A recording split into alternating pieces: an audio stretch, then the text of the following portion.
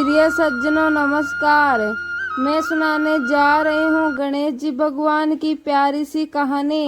तो प्रेम से बोले गणेश जी भगवान की जय हो।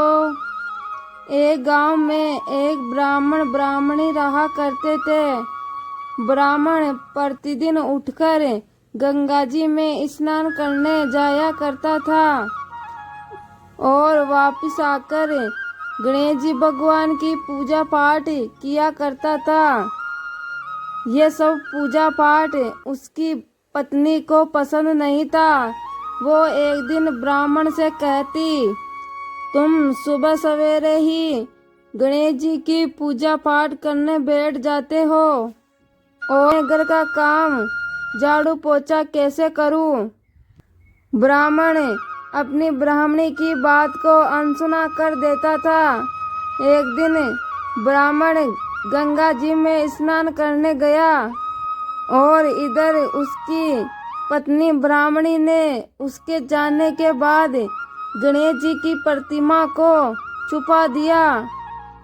ब्राह्मण घर आया और पूछा कि मेरी गणेश जी की प्रतिमा कहाँ गई? तो ब्राह्मणी ने बोला, मुझे नहीं पता आपकी प्रतिमा कहाँ गई। तो ब्राह्मण ने उस दिन खाना नहीं खाया और बोला, मैं तो गणेश जी की पूजा पाठ किए बिना खाना नहीं खाता, मैं आज खाना नहीं खाऊंगा। ब्राह्मणी ने ब्राह्मण को बहुत समझाया लेकिन ब्राह्मण मना कर दिया, मैं आज खाना नहीं खाऊंगा। और ब्राह्मण रोने लग गया।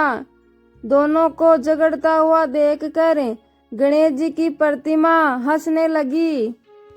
तब ब्राह्मणी ने गुस्से में आकर बोला, तुम्हारी मूर्ति वहां पड़ी है।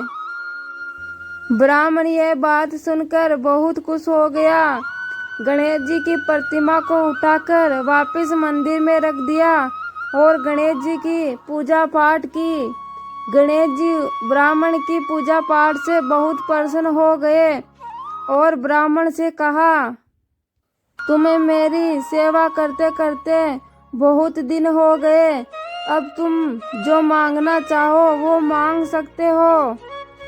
तब ब्राह्मण ने कहा, अन्न मांगू धन मांगू, जितना इस दुनिया में सुख है वो सारा मांगू। तब गणेश जी भगवान ने ब्राह्मण के घर धन संपत्ति से भर दिए और उसको सुख भी दे दिया।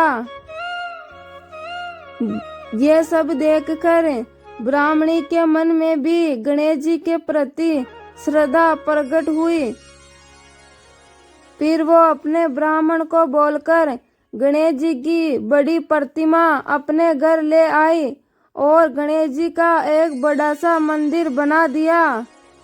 और फिर उसके बाद दोनों पति और पत्नी गणेश जी भगवान की पूजा पाठ करने लगे।